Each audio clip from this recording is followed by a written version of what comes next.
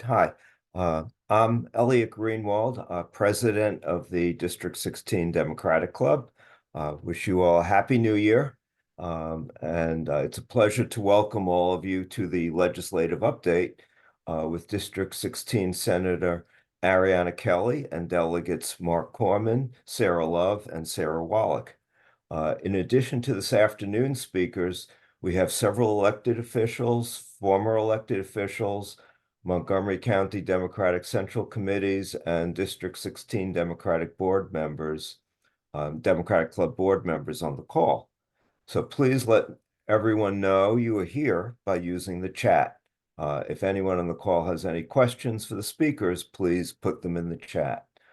Before I introduce the speakers, I have a few announcements. The District 16 Democratic Club will soon be having elections for a new board.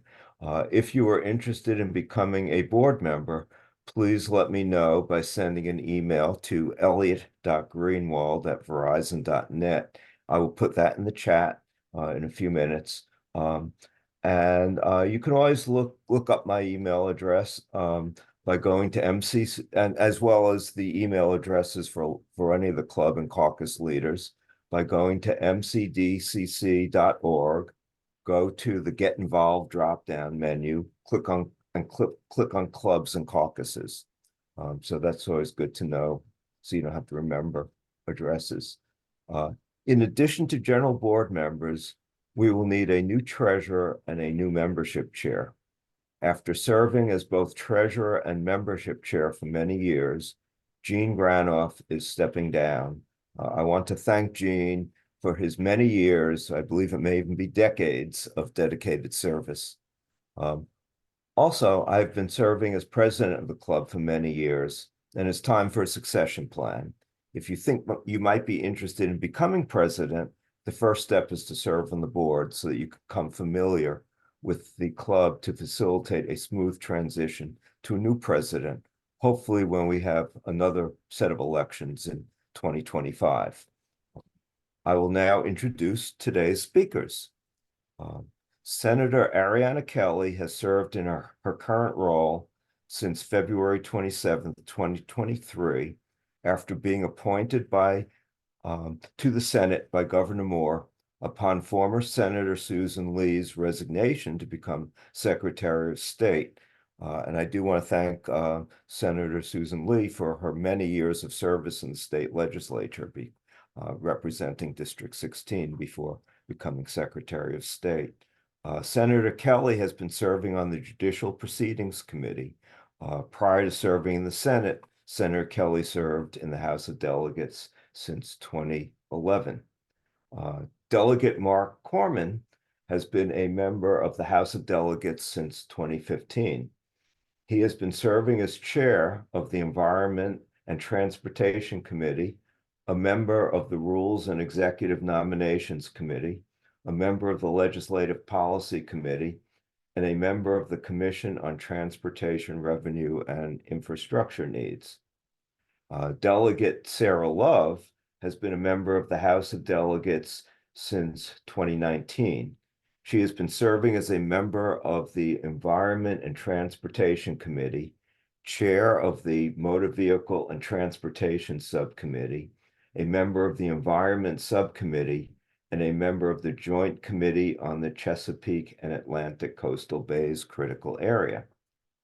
Delegate Sarah Wolek has served in her current role since April 3rd, 2023, after being appointed by the governor to the House of Delegates upon former delegate Ariana Kelly's resignation from the House of Delegates to join the Senate. Delegate Wolek has been a member of the Appropriations Committee and the Education and Economic Development Subcommittee and the Oversight Committee on Pensions of the Appropriations Committee. And with that, I will turn the floor over to Senator Ariana Kelly.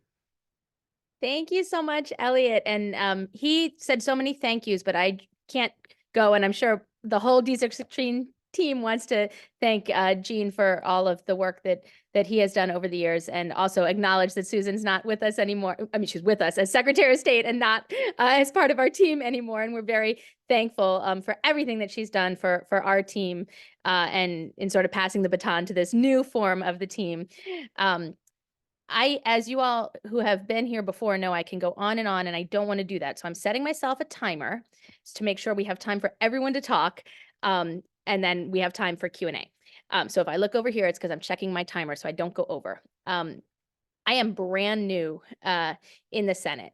As Elliot mentioned, I went over halfway through the session last year. I took over some of Senator Lee's bills for her. I took over a couple of other bills from some colleagues who were also moving around. But I had a bit of a short session last session in the Senate. So I was able to pass my priorities and really learn where the bathroom was. And that was about it. So this year I'm coming back really with a sense of understanding that this is a session for me to absorb information, to learn the different culture in the Senate, to not make any waves, to really understand what's happening and not coming in with too bold of an agenda. The reason I'm telling you all this is because, again, so many of you have heard me over many years. I've got this thing going and this thing going and this thing going. I really purposefully not held back, but you're used this year in the Senate as one to, cross-file really important bills that my colleagues have been working on for a number of years and help them get them out of the Senate if there's been some problems getting them out of the Senate, sort of be someone who's listening and learning about how the Senate works and trying to move the ball forward a little bit in the Senate without really trying to take on too much, because it's effectively my first session, even though I did a half a session last session. I want to make sure to introduce my team because we've had some changes in my team. Many of you know Sharon Ringley, who was with me for many years. She's still working in my office. She was my chief of staff for many years. She's still working with us, but as a consultant. And we have a new chief of staff who is, many of you have met already, Natalie Lynch. And also Jackson O'Mara is in my staff, because when you're in the Senate, you get two staffers, which is so exciting. There's Natalie waving. And we have 3 interns working with us this session. So Mwape Sakone, who's a WJ student. We started making sure we have a high school intern every session because we think it's really important to expand access to opportunity to these types of roles. Thanks for the heart there. I really appreciate that, Melissa.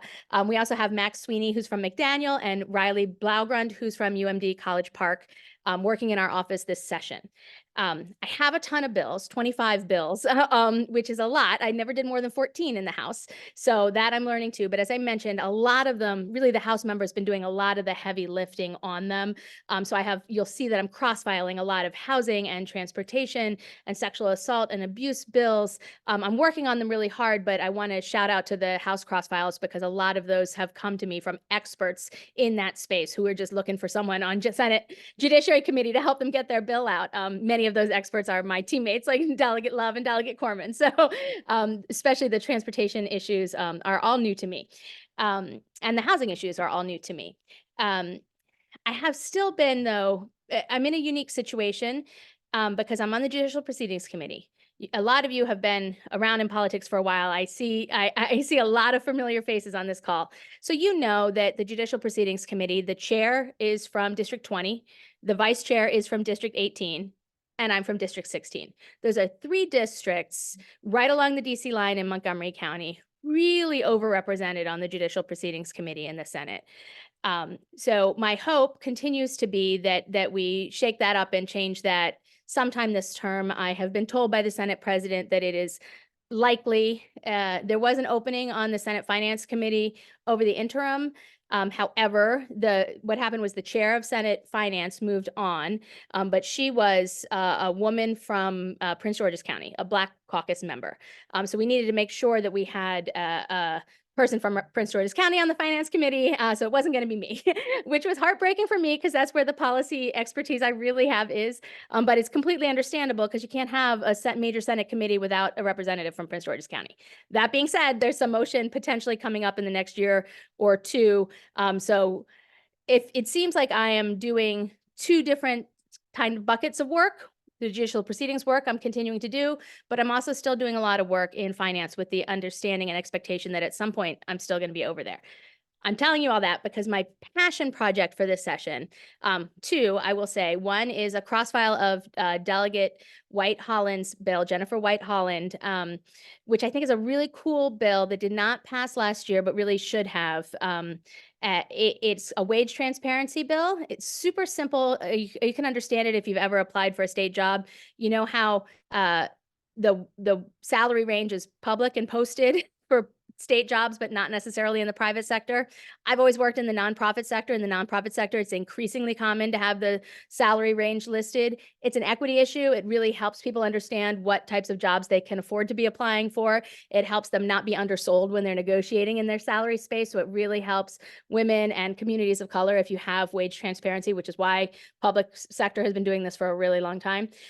So we're hoping to get that out of the Senate Finance Committee and the Economic Matters Committee in the House, again, with Delegate White as the House cross-file for that one. But the other passion project that I'm working on with Delegate Cullison is a long-term care legislation. And this is so exciting to me. I'm really jazzed about it. We have a wonderful new Secretary of Aging, Carmel Rokes, who is really expert in the industry and how to make aging work for communities. I'm so excited about partnering with her on this. What we want to do is a study of public financing for long-term care services. When I say that, it's a lot of mumbo jumbo words, but what I'm really trying to do with this, and I'm not alone, California is doing this. They're going to implement something this year. Washington State has already done this and is implementing something, and we have a lot we can learn from their sort of failures and successes. But basically, it's taking a public sector view at how can we address the fact that long-term care insurance doesn't work for people. It's not affordable for most people. Actuarially, it's not sound.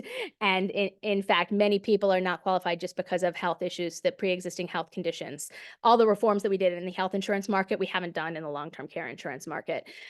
So how do people pay for their long-term care, right? Well, it's a public good that we need to invest in. It's extremely expensive, and the need can really prevent people from growing wealth and communities from growing wealth, which increases wealth disparities that are racially based. There's lots of reasons why we want to figure out how to invest in long-term care. It's really, really good for families as well. I could talk to you about this for hours, which is why I set my timer. But as you see me talking in the community, over the next year, you're going to hear me talking about this a lot. This bill we're working on this year is just a study bill. We're going to bring together the stakeholders around the table and have them talk about what a program in Maryland might look like, if it's a public-private partnership or if it's a full public-style program like we did for paid family and medical leave. We're currently just implementing that, so we don't want to get ahead of that, but we want it to work in partnership with that. Anyway, super exciting. If you care about long-term care and aging related issues, I'm going to be spending a lot of time on that this year. I'm also continuing to serve on the Public Health Commission, which is a piece of legislation I passed last year. We're working with all of the stakeholders in the public health space to figure out what the future of public health in Maryland looks like. And of course, continuing to do work in the reproductive rights space. I have a follow-up bill this year to the bill that we had last year that's going to require 24-hour.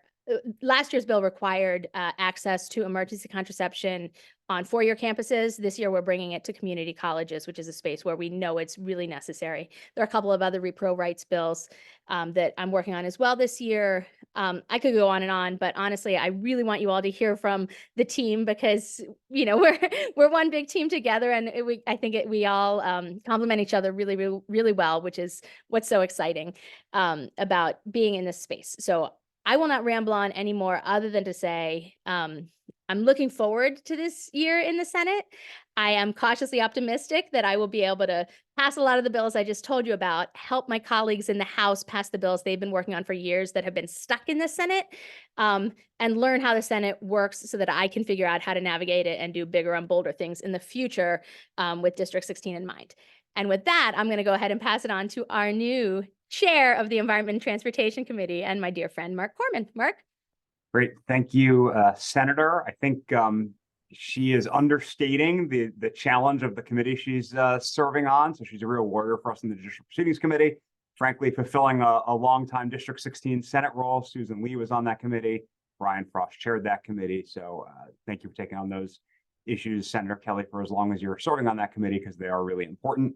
As she said, I have kind of a new responsibility this legislative session. For the first time, I'm chairing the Environment and Transportation Committee. And so I'm going to tell you about a few of my bills. Part of my task this year is to help with 400 other bills that are in my committee's jurisdiction. The pre-filed bills were released last week, the bills that members filed ahead of the legislative session. So far, there are just 255 in the House, but of those, 68 are in the Environment and Transportation Committee. So we have the most. And I say we, it's also Delegate Love as a long-serving member of that committee as well. So we have a lot of work to do, and we'll have a lot of legislation, a lot of important issues. The three sort of main missions I see for that committee actually dovetail really nicely with our work in District 16, because I think there are things that everybody on this call, I suspect, or at least the vast majority of you, care a lot about. One of our main undertakings this legislative session will be meeting our really ambitious environmental goals. A couple of years ago, we passed a piece of legislation called the Climate Solutions Now Act that requires the state of Maryland to reduce its greenhouse gas emissions by 60% from 2006 levels by 2031, and then be net zero by 2045. That is a very ambitious goal. And it is the season of implementation. We need to figure out how to actually achieve that goal that we've set for ourselves. A lot of that implementation requires executive action. And of course, we have great partners in the Moore administration working on all the things they can do through executive action. There'll be a piece through the budget. And of course, we'll look to our new colleague, Delegate Wolek, on the Appropriations Committee to help there. The administration's identified about $1 billion a year they need to try to implement this law. And I already saw one question about the deficit in the chat. So you all know that we're not the federal government. We can't print our own money. So that'll be a significant issue. And then there are a lot of necessary legislative tweaks that need to happen to help us meet this goal. A really easy example that I'll use relates to our EV tax credit. We have a $3,000 EV tax credit in the state of Maryland. You go to the dealer, you buy the car, you go home, you fill out a bunch of paperwork, you send it to the state, and you cross your fingers and hope a check eventually comes. Well, what the federal government has switched to, and what a lot of states are switching to, is a point of sale rebate where that money just comes right off the hood of the car. And then the dealer handles the administration of actually obtaining the value of the credit from the state. But to do that in Maryland, we need a change in our state law. Similarly, a number of years ago, we passed legislation related to charging in homeowners association and condo board governed communities. I have a small tweak that Senator Kelly's actually cross-filing to improve how that operates as well, to make sure that people who want to EV charge but are in a condo building, for example, have the opportunity to do so. The next kind of major issue the committee will be undertaking is housing affordability. Depending on sort of the regional numbers show that Maryland has about 120,000 unit housing shortfall. Now, I expect everybody on here has a house or an apartment or a condo. So you're probably thinking, why does that matter to me? Well, it matters to you because with that imbalance of supply and demand, it raises the price of rent. It raises the cost of homes. Sometimes we want our homes to be really costly and valuable, but then we get that, biannual property tax bill, and we're feeling less good about the high value of some of our homes. And one of the issues is that we have this housing shortfall. So we know the Moore administration is planning a housing package that's going to include both some funding some funding programs, but also some policy legislation that we will be taking up as we try to take on this issue. And of course, with both of these topics that I've talked about, the climate goals and the housing affordability, there'll be plenty of other bills on those general areas as well. I know Delegate Love will, I'm sure, talk to us about some environmental bills that she'll have as well. I'm just trying to give you sort of the kind of top line issues. And the third, and I know this will be a big shock that I want to highlight this coming from me, is making sure we can enact the transportation policy of the state of Maryland. And frankly, over the past, at least the 10 years I've been doing this, but I know much longer, the General Assembly has made pretty clear its commitment to transit and, what the wonks call multimodalism, which is just another fancy way of saying options, right? People want to be able to cycle places, walk places, take buses or trains places. And of course, we've embraced in Maryland the concept of Vision Zero, which is the goal, and it's another ambitious one of having zero traffic-related fatalities. That's pedestrians, that's cyclists, but it's also drivers and passengers in vehicles. It's construction workers alongside our roadways. Unfortunately, we're in a position right now where the Moore administration is proposing budget cuts that really put in danger the goals that we've set when it comes to transit and Vision Zero. That is going to include reducing, things like picking up roadside trash and filling potholes and mowing grass. But it's also putting in danger our ability to add service on the Brunswick line, which is that really handy commuter rail corridor that goes alongside 270 up into Frederick, which could be very useful if we want to do something about traffic and congestion on 270. So I'm the member of something called the Transportation Revenue and Investment Needs Commission, which is a commission the legislature set up to try to figure out what our transportation investment needs are. It's a 2-year commission, and we can't wait another year for the final report before we're taking action here. These cuts are coming now, and we already know that a lot of the things we want to invest in. And so I have legislation that's going to try to help us get some of the resources we need. And I'm looking to other states for models. Minnesota passed a big transportation law last year. New York passed a law. So we need to make sure that we have the resources we need here in Maryland. And of course, one of the things we need resources for is to support our metro system. Metro is facing an operating shortfall. It's driven by a few things. One is the inflation that we've all experienced, and others, include slightly lower ridership now. They're about half the ridership they were pre-COVID. It continues to climb up, but it's going to take a while to come all the way back. Those riders are not paying for parking and paying for fares, and so that's impacting the revenues of the system, the budget of the system.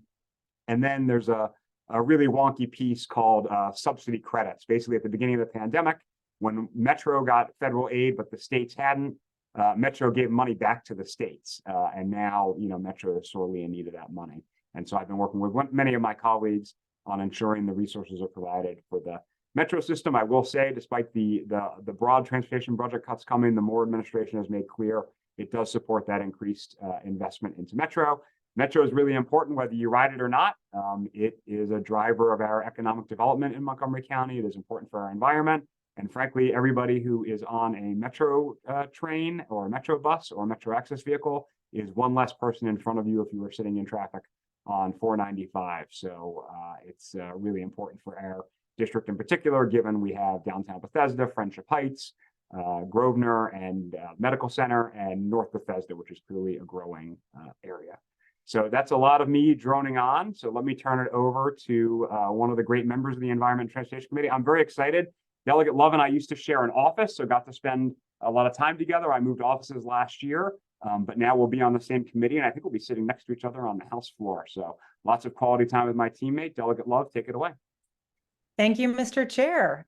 Good to see you, everyone. Glad to be here. I am thrilled to be starting this session next week with my new chair and to be watching again his calm, strategic, thoughtful, and hardworking leadership style. We saw it when he led the delegation, a bunch of unruly Montgomery County legislators, and we'll be seeing it as he leads the unruly bunch of House Environment and Transportation members. And just as one example, several legislators have had pieces of legislation on something called exhibition driving, and it has befuddled the legislature for a couple of years now, and the bill, we got it out of the House last year, but Chair Corman has really spent a lot of time this interim working with all of the interested parties. So this important piece of legislation can hit the ground running, basically, although that's an odd way to say that, but it has a better chance of getting through when we hit session. And that's just one example of the way Marc works and his leadership. So I'm really thrilled to have him as my chair. So you all know that I have a passion for the environment and for privacy. I will have a couple of bills in both of those buckets. I won't spend too much time on my omnibus online privacy because you've heard me talk about that for years now. And then before me, you heard Senator Lee talk about it. So fingers crossed that will happen.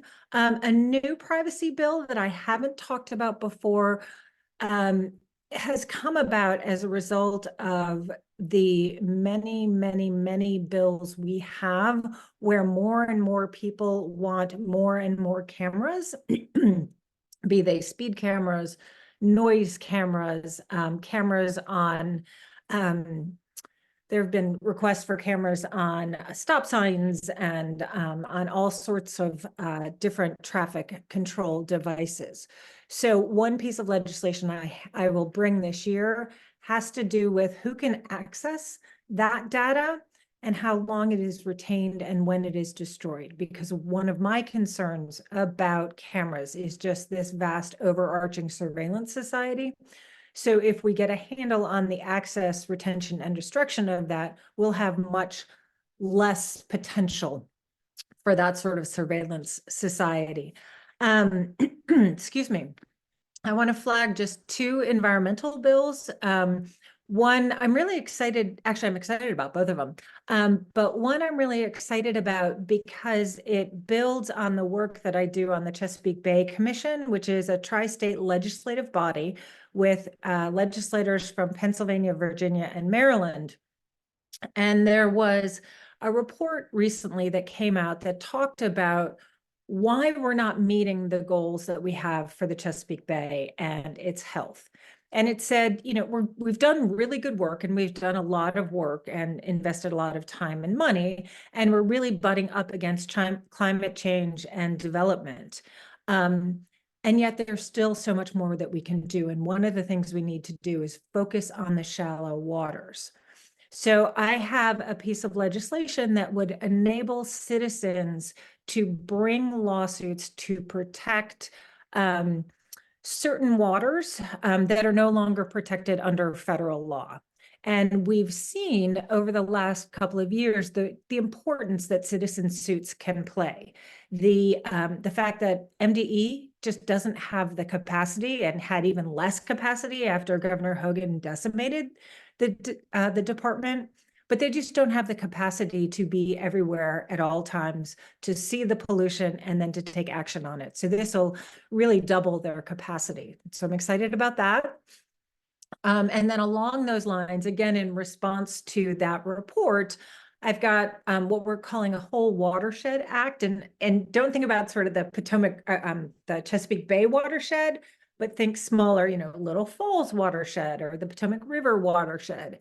And this is something that will incentivize bigger, bolder projects within that watershed that will have the support of a state team to help the nonprofits, the individuals, the homeowners, the local government to come together and streamline permitting and financing.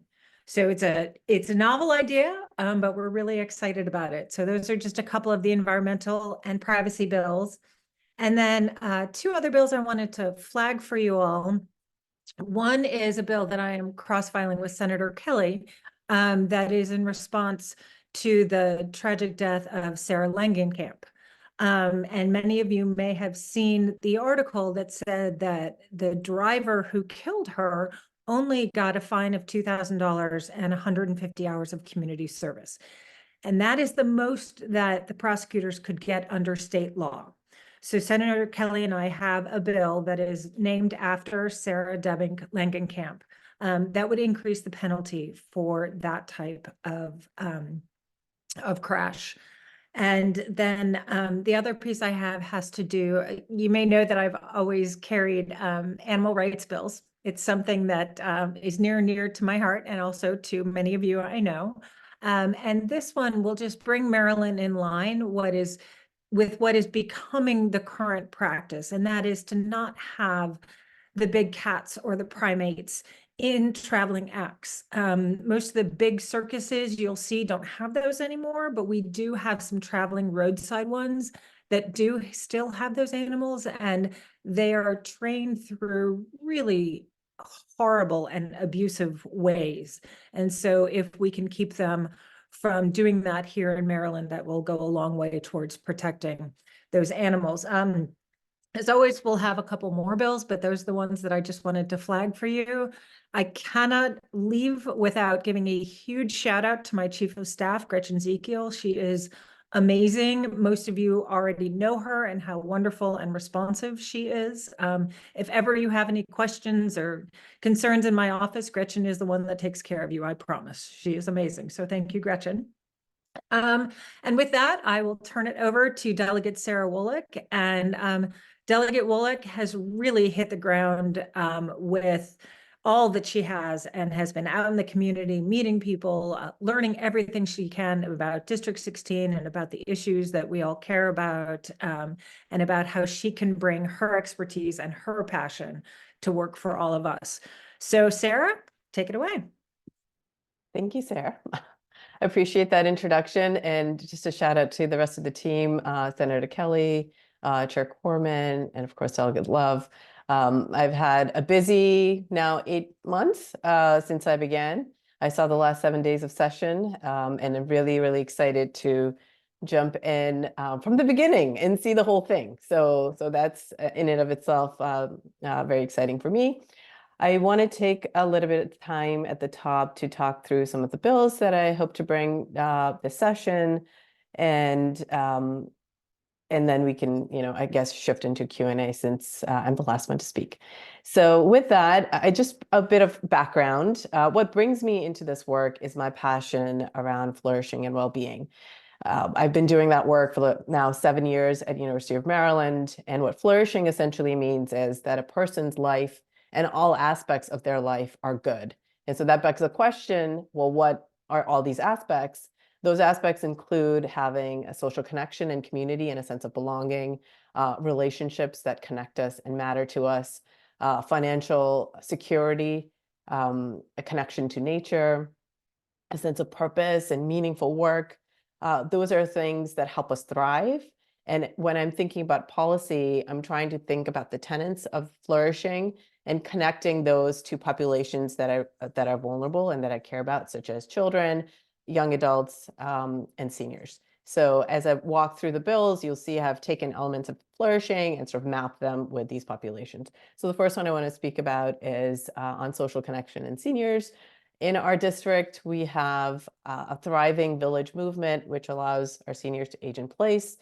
And this particular bill supports an effort that's already underway in our community to create a consortium. The idea being that having a variety of villages that are really designed to help volunteers assist one another to stay in their homes and alleviate the burden of administrative tasks of running the village.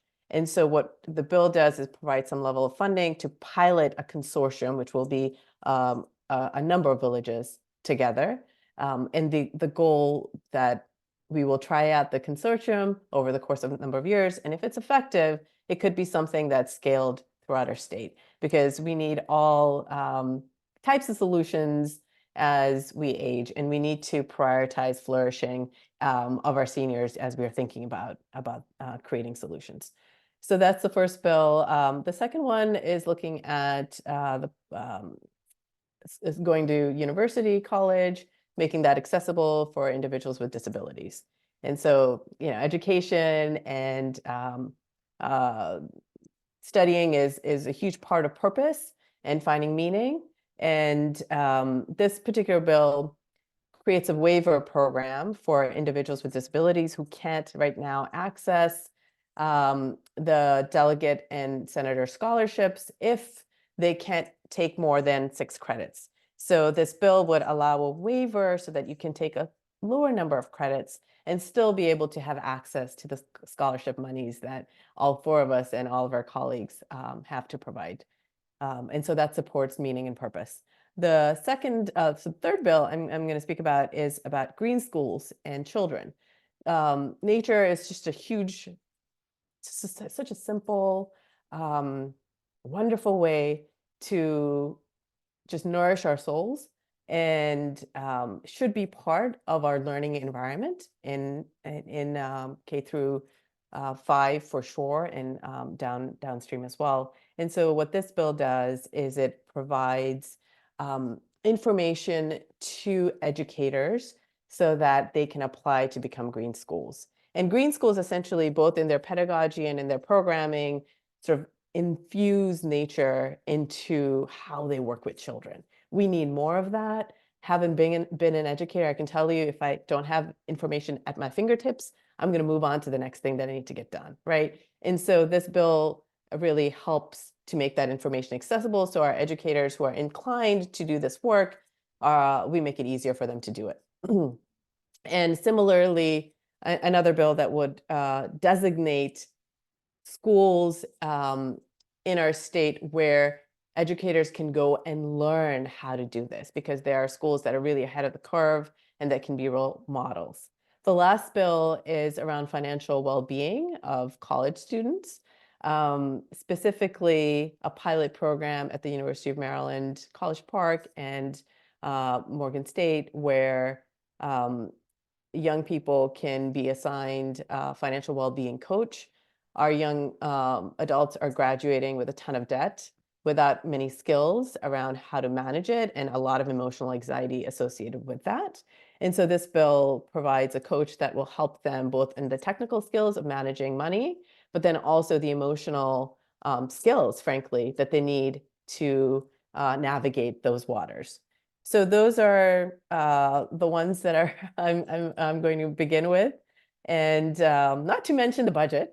I am on the Appropriations Committee, so I want to be very mindful of the number of bills that I'm bringing forward. And I had a conversation with Chair Corman that he may or may not recall, in which I was asking him, how many do you think I could actually manage? And so I'm trying to follow some of the guidance that I've received from my colleagues and not overextend myself and be thoughtful about what I'm bringing this session. So the next bit, of course, focus is going to be on the budget. It's going to be an intense budget cycle. I have much to learn. I wish I knew it all already. I don't. And so a lot of it is going to be spent on learning how to do this work. And then finally, bringing dollars for District 16 to support the projects that we have as a priority in our district.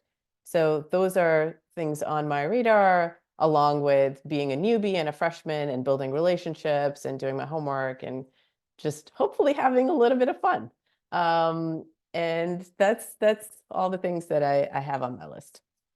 Thank you.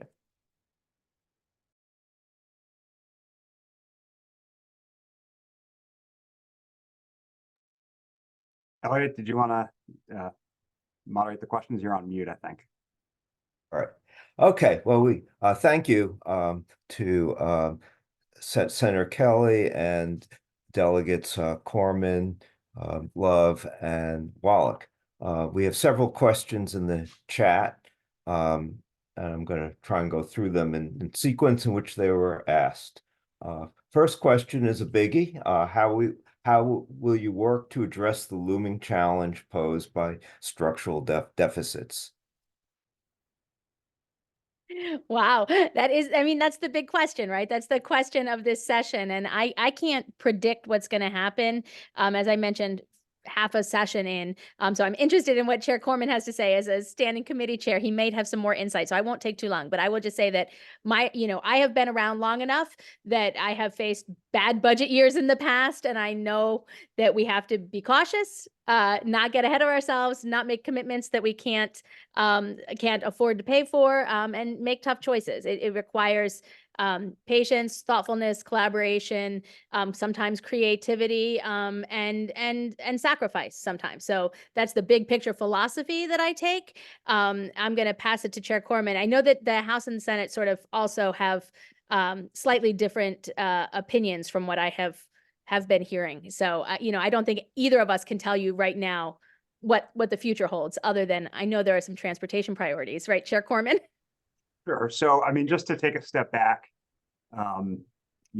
before COVID, we had basically every year entered the legislative session with a few $100 million budget gap, right? So we we'll project a deficit for the following year, but then when we meet every, January through April, we will then balance the budget for the following year, right? We are not the federal government. We do not operate with operating deficits.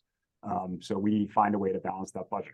Sometimes it involves cuts. Sometimes it involves tweaking our revenue or taxes. Sometimes it involves a combination. So what's driving the shortfall right now? Largely, we made some very big commitments of things we decided as a state we wanted to do, things we all ran on. The largest is what's called the Blueprint for Maryland's Future, which is a pre-K through 12 public education package. And it costs a lot of money to do the things that we said in that bill we wanted to do, like expand pre-K and provide more support for students who need it most, like English as a second language students, students with special needs, and students from economically disadvantaged homes. And so paying for the things we all told you at the doors we were going to do is the task before us. The full bill is not due this year. I think, this year, based on my own past experience, which I don't go back as far as Senator Kelly, who was there for some of the Great Recession, really difficult budget years. The shortfall we see here can probably be handled with a minimum of pain of cuts and taxes. But going forward, if we want to do these things that we all told you we were going to do, not just in public education, well, that's a big one, but healthcare, long-term care, public safety, transportation, it requires us to make tough decisions about what we want to cut in place of that or how we want to raise revenue to pay for it. We could always do better growing economically. That would help. But we're not facing a recession-inspired shortfall right now. It's not an economically driven reason that we have this imbalance in our revenues and our expenditures, to put it in a very technical sense. It's because we've decided we want to spend money on things like public education that we think are important. But that may be the last time you ever hear from me about a budget issue. So let me turn it over to Delegate Wolek, who serves on the Appropriations Committee. Thank you. So I think going into this session, we are, this is going to be a challenge. This is going to be also my very first budget cycle. So not only am I a novice, it's going to be a very challenging session. And so I don't have for you a solution that I can share at this point. I think if I did, we'd be in a great place. But I think we're all going to work together as colleagues and figure out a path forward, as Delegate Corman was just speaking to. There are priorities, and it's going to be, the challenge is going to be try to figure out, well, historically, this is what we've said we want to do. How do we actually do it? What are some trade-offs? That's the question that inevitably will come up. And it's difficult to say what those are going to be at this point.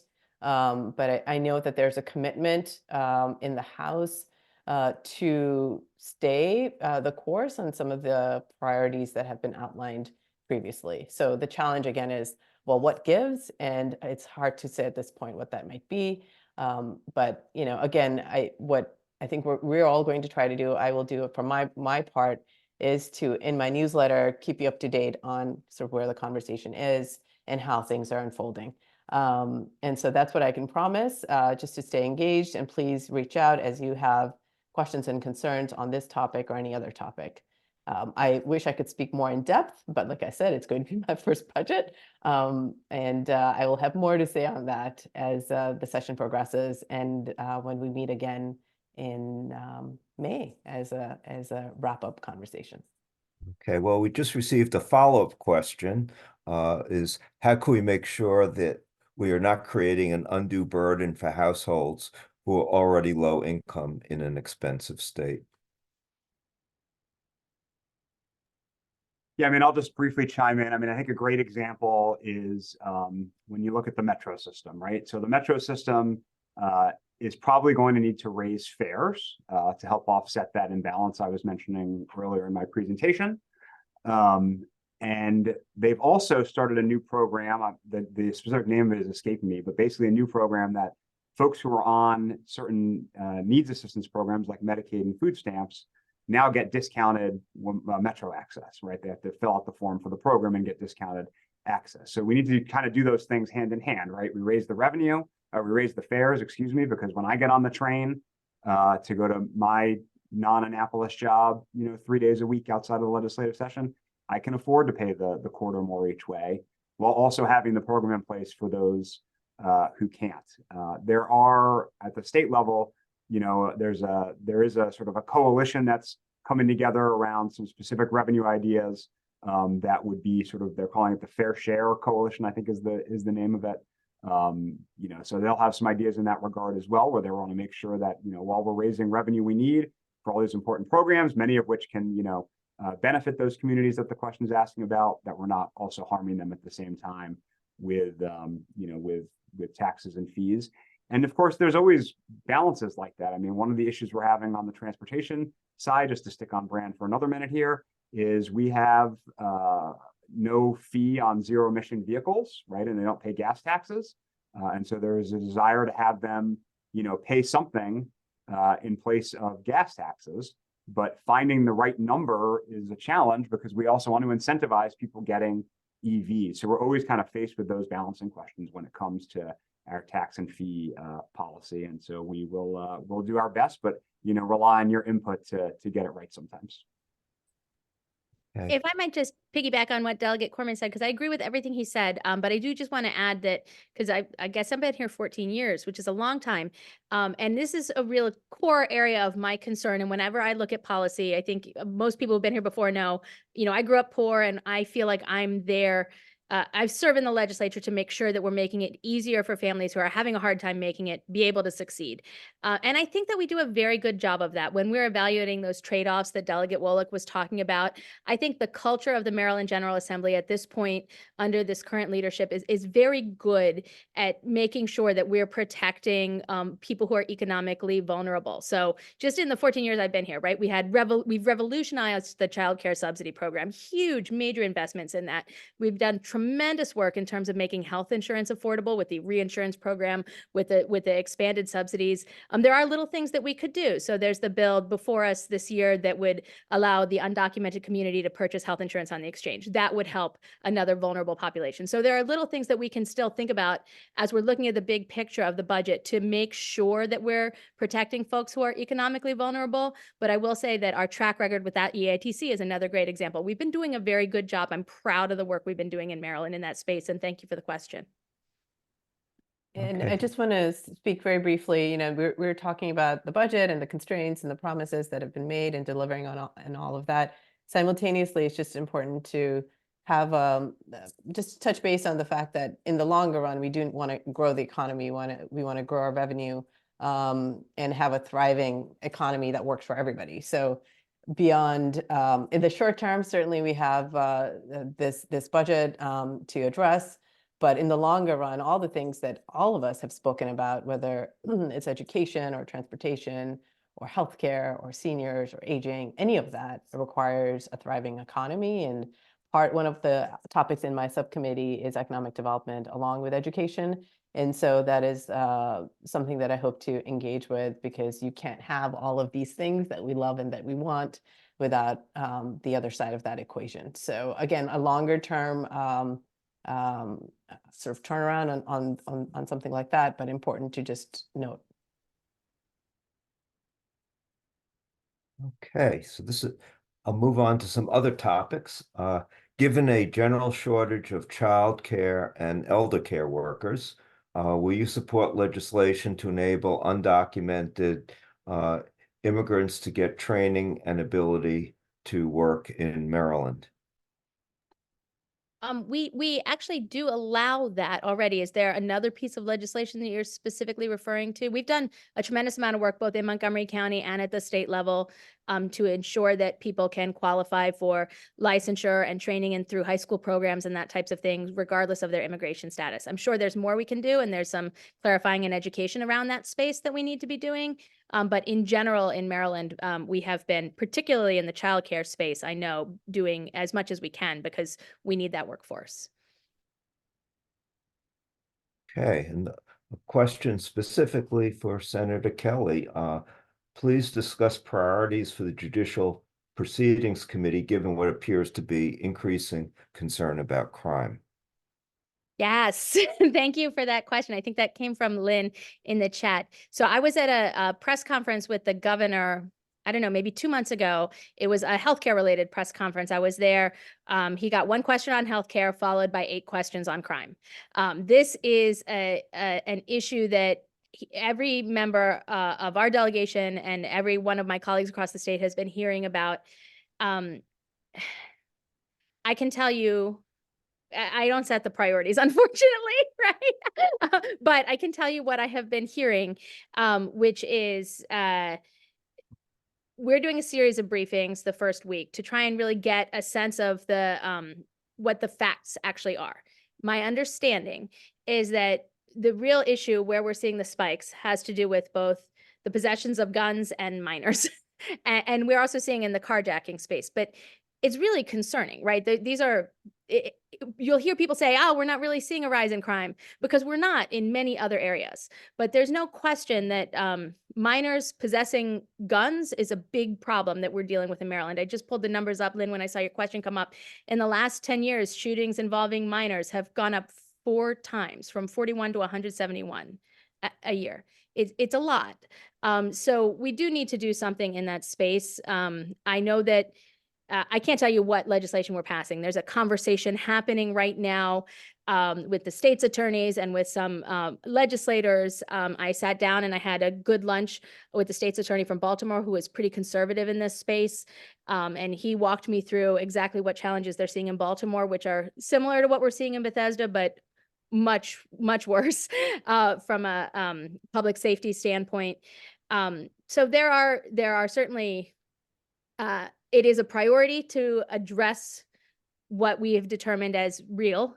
It's also a priority to make sure that we're not letting rhetoric spin out of control and increasing fear, right? So we have to do both. I think that that's what the committee is intent on doing this year. I'm seeing a lot of collaboration happen between the Senate President's office and the leadership of the Judicial Proceedings Committee, and other external stakeholders to try and figure out where those compromises are. I think that's going to continue throughout the entire session. We don't want to roll back a lot of the progress that we have made in terms of justice-related issues, but at the same time, we can't afford to not address the things that are concerning our residents.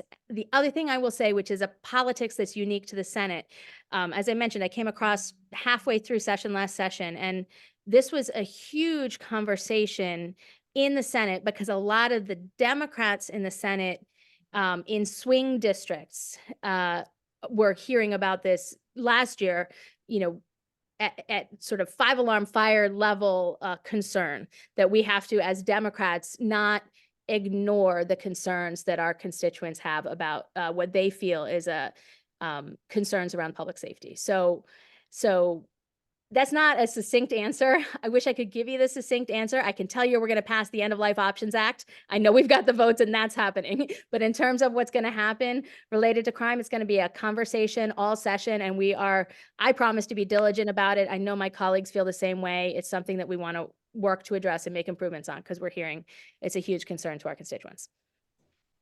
Yeah, thank you.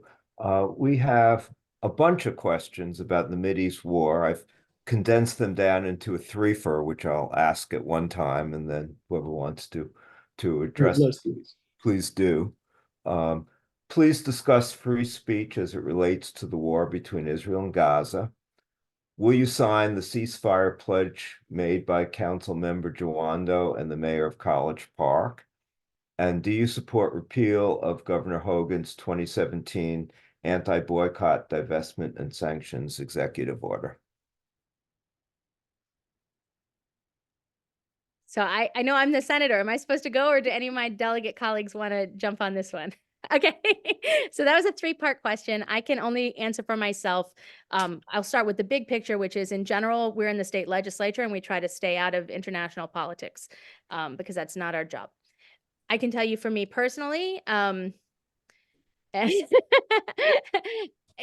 been really hard. It's been a really hard couple of months since October 7th to be in the state legislature, to be in politics right now. It's been very, I'm 47 years old. I've been doing this for a very long time. I don't think I've been through as painful a period emotionally in public life as the last few months. My children, their father is Israeli. My daughter is a progressive. She was president of the Democrats, high school Democrats of Maryland. She's been in tears regularly because of how alienated she feels from her friends on the left, because of how she never understood what her grandparents understood about what it was like to be Jewish. She never felt that before, the kind of anti-Semitism and hatred that she's been feeling. And I know from having talked to many of my friends in the Muslim community and in the Arab community that they are also feeling Ariana, similar. come over in here.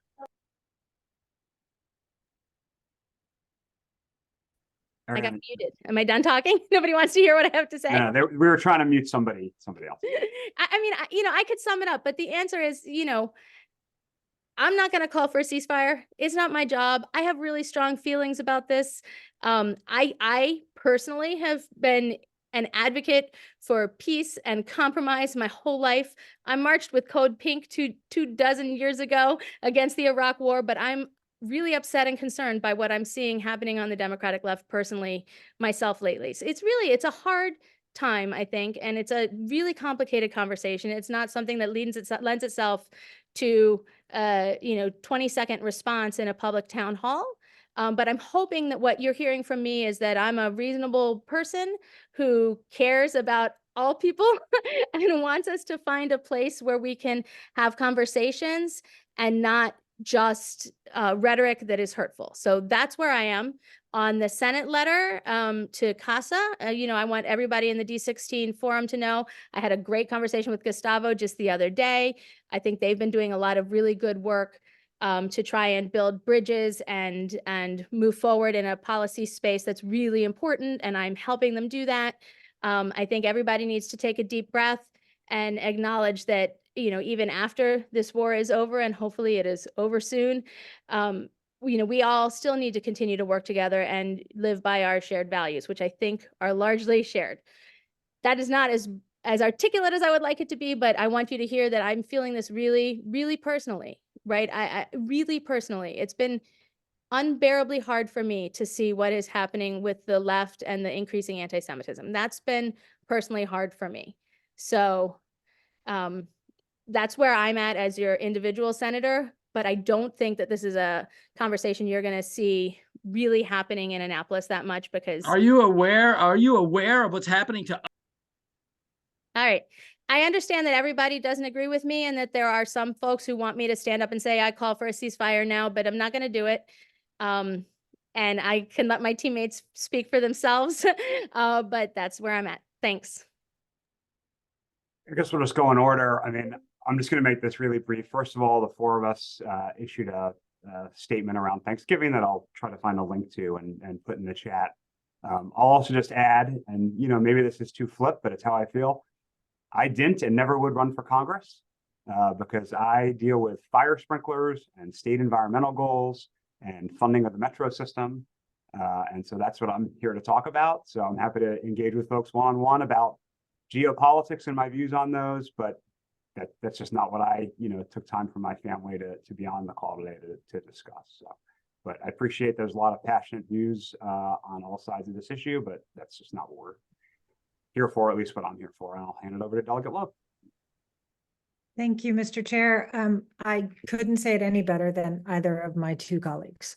So I will let it rest with that and with what the team put out around Thanksgiving, because I wholeheartedly support what we said.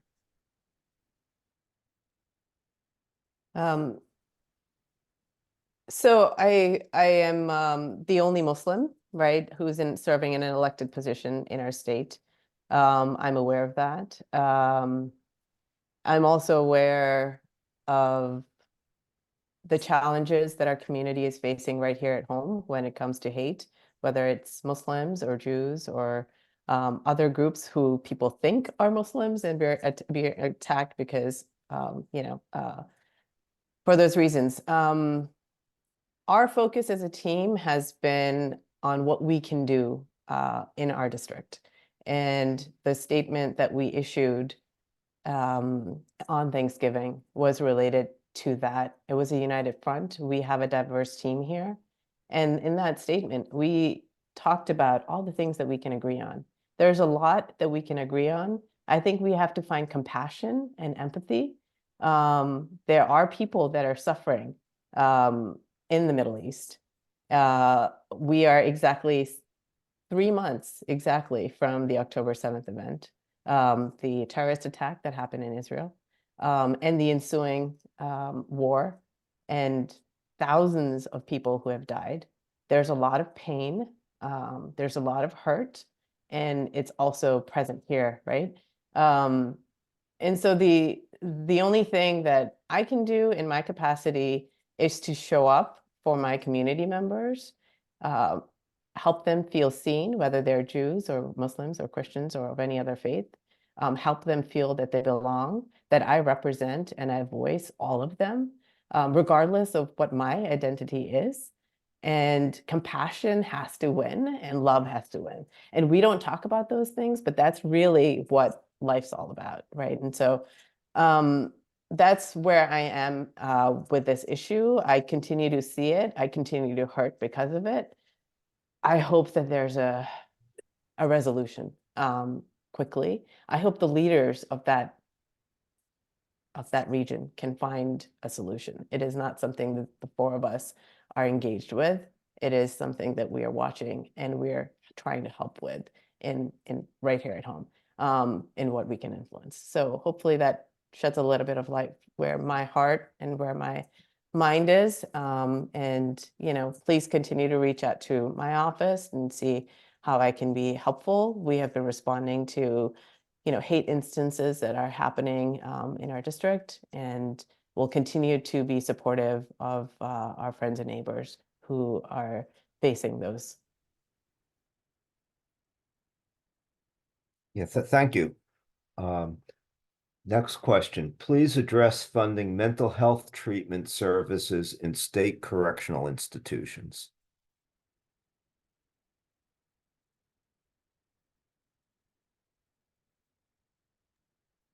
Senator Kelly, you want to? Yeah, I mean, I don't have much of an answer. I don't know, Delegate Corman, if you have an answer. It's a continuing issue, right? I mean, we are making major investments in behavioral health care, but it does, any question of funding does fall into this larger context that Delegate Wolek and Delegate Corman sort of broke down so clearly. So I can't commit to spending money in this context until I have a big picture look at that. I can tell you that our new Senate President Pro Tem, Malcolm Augustine, is deeply committed to that issue, and I know that he's advocating for it in the conversations. Obviously, it's something that we need to do. There's just a long list of things we need to do. Okay. Next question. When will speed bump designs allow for non-bump space for bicycles and the wider axles of emergency vehicles? Yeah, so we get speed bumps through a few different ways in our community. There's the ones on Little Falls, that's through park and planning. A lot of our local roads are the county, and then we have the State Highway Administration. They don't really do a ton of speed bumps in our area, I don't think. So first, I don't know offhand if that approach is sort of allowed under the federal guidelines. There's this manual we follow, so I can check on that and follow up. And if it is permissible, then I'm happy to share with the different transportation agencies the idea of, you know, putting that in place instead of the current model. Okay, thank you. A specific question, a question directed at Delegate Corman. Can the county's recent rent stabilization bill that passed help the governor's housing plan? So I'll just say that the Moore administration has said they're not going to pursue a state version of the rent stabilization, rent control, you know, depending on how you want to describe it, legislation. So we're not going to see that at the state level, supported by the Moore administration. You know, obviously, I mean, I'll say that while that will certainly benefit people who are sort of under the umbrella of it and don't see rent increases above a certain amount, what the Moore administration has been describing on sort of the supply of housing, that bill probably works against that, because that bill probably disincentivizes the construction of housing. I know they try to do things at the county level to mitigate that problem. So I'm not, I haven't read the county bill in detail. I know they took some efforts to say when it would become effective, how old a building had to be. But I know that one of the concerns is that while it'll help individuals, obviously, it won't necessarily address that, sort of 120,000 unit shortfall problem that I was describing. Hope that addresses the question.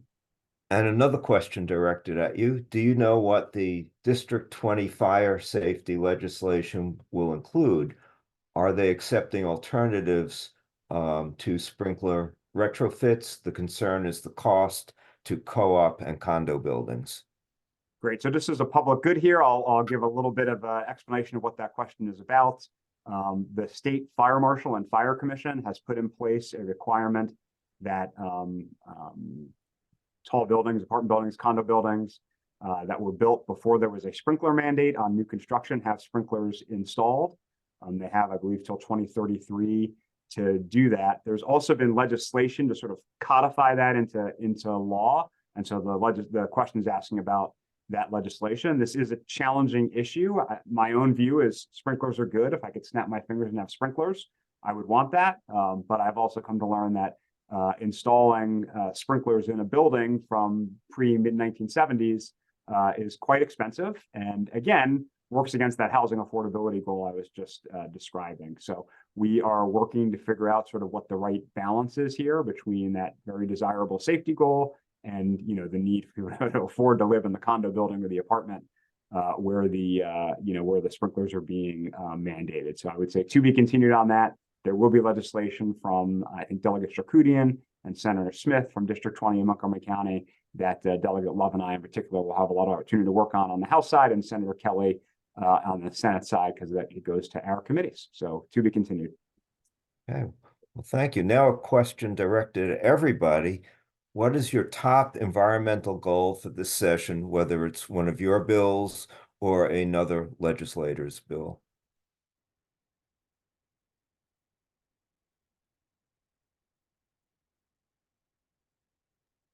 Senator, you want to go first? Oh, I'm sorry. I assumed that Delegate Love was going to hop on this one. My top environmental priority is whatever Delegate Love tells me it should be. How about that? I'll defer to Delegate Love. I've been doing a lot of talking. Oh, protocol. We always let the senator go first and then the chair.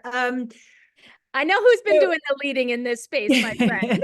Thank you. I think there are sort of two answers to that. One is, what is the General Assembly's priority? And I think that the chair talked about that, and that is really implementing the goals that we have set for us, and putting the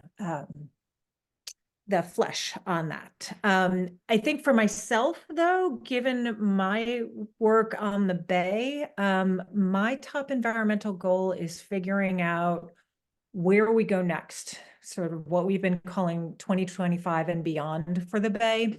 The Bay is subject to a 2025 Chesapeake Bay Agreement. That bill will come due and we won't have met our goals. And so my top environmental goal is to figure out how we can meet the goals that we have set, to ensure a healthy Bay, to ensure that the Bay is there not only for us now, but for our children and their children's children. And not only all of our enjoyment, but for the incredible role it plays in our economy. So really the health of the Bay is my top environmental goal. So we have two leaders here between Chair Corman and Delegate Love on this issue. So my job is also to support them and follow their lead on this issue. Secondly, my perspective on this is what I spoke about earlier, which is sort of cultivating a relationship with nature. I think that you only fight for things that you love, right? And so unless we're sort of find ourselves in this world, I think, because many of us don't have that relationship with nature because we didn't cultivate it or weren't taught it. what have you. And so this bills that I spoke about, which is connecting children to nature, is sort of how I approach this topic, which is sort of a longer preventative approach. And I'll be working on those. And like I said, supporting anything that these two point me towards. Okay, thank you. Now, a couple of related questions, and they're a bit complicated, but I'll go through them. What is the delegation's take on the status of the Blueprint pre-K expansion in Montgomery County and Montgomery County Public Schools? The Washington Post recently reported on challenges convincing private pre-K providers to participate in the slow rollout of pre-K expansion. Is there anything the General Assembly can be doing to dismantle barriers and encourage more robust pre-K access outside of the investment of Blueprint funds? And related to that is, in particular, given such major implementation challenges that reflect national labor markets in early childhood, is there any chance you would push for a delayed timeline? I can take the top part of that question because I have been doing some work in this space. The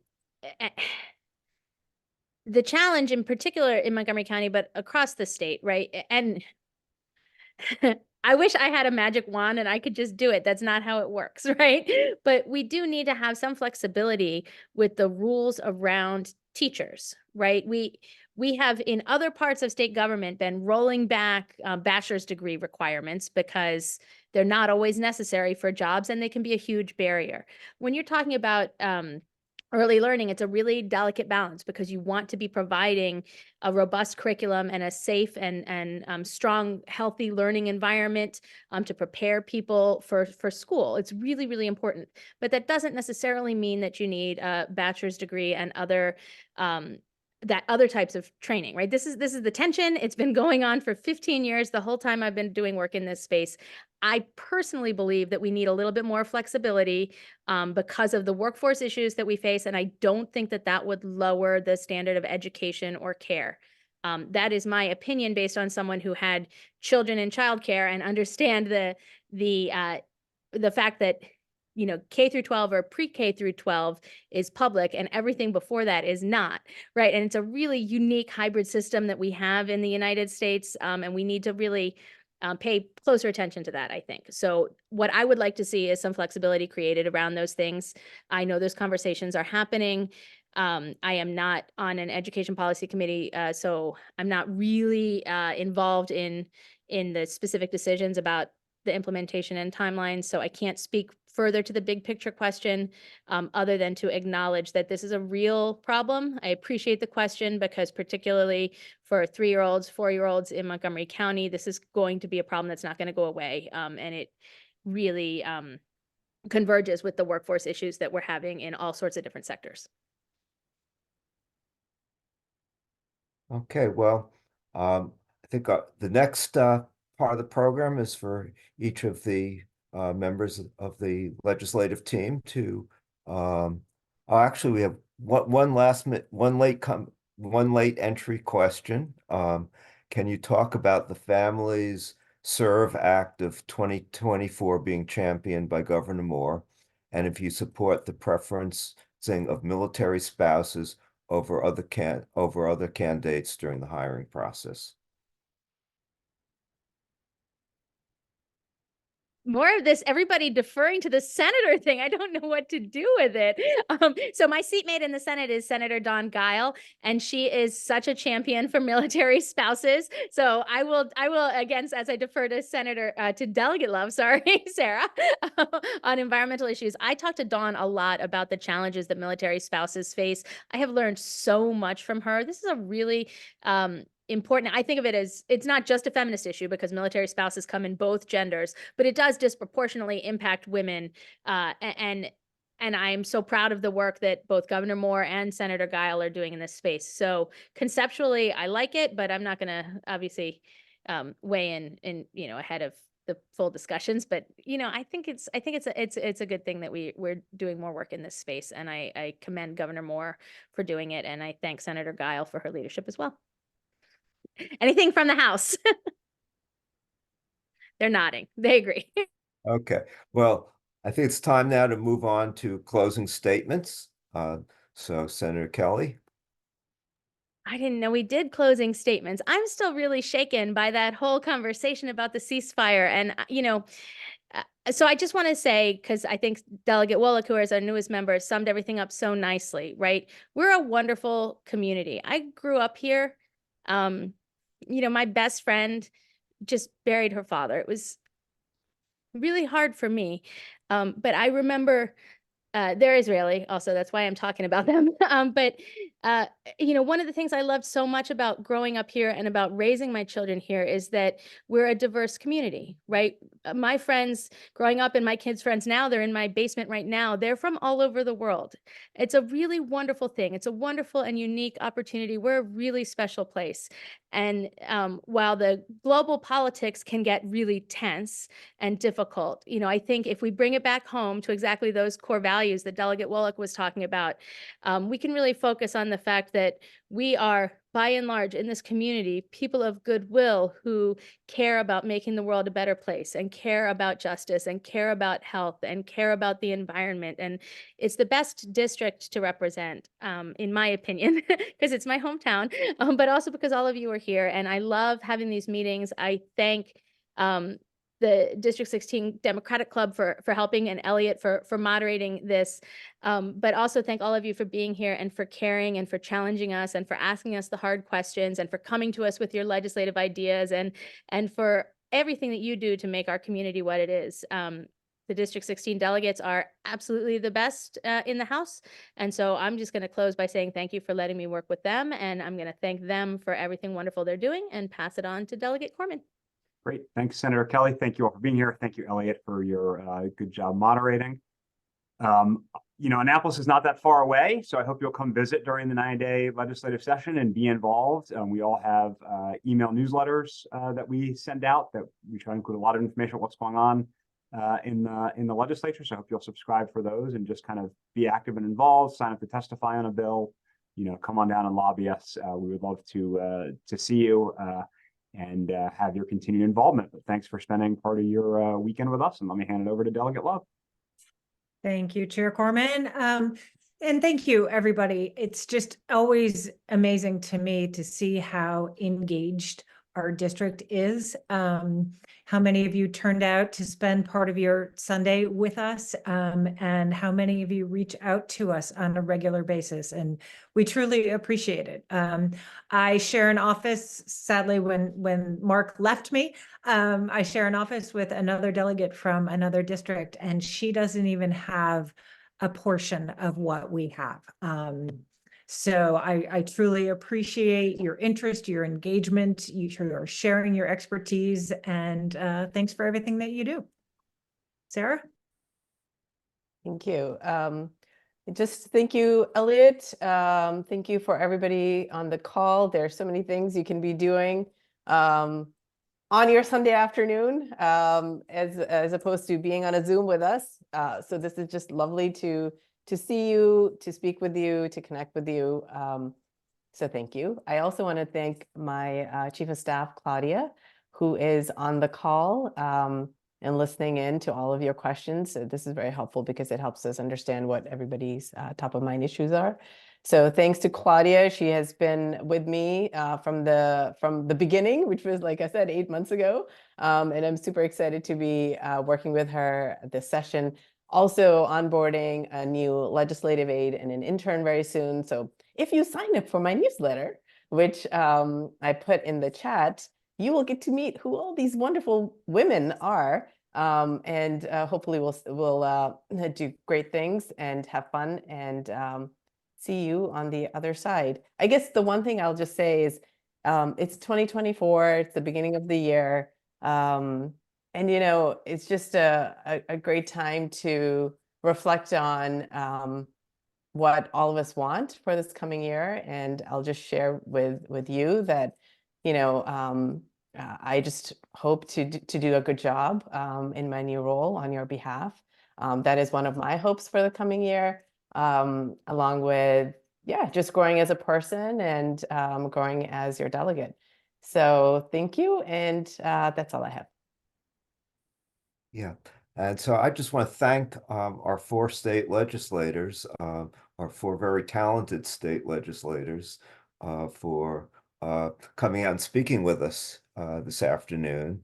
Uh, and and then I think they've all put notices in the chat about how to reach them, or you can look them up on the Maryland government website.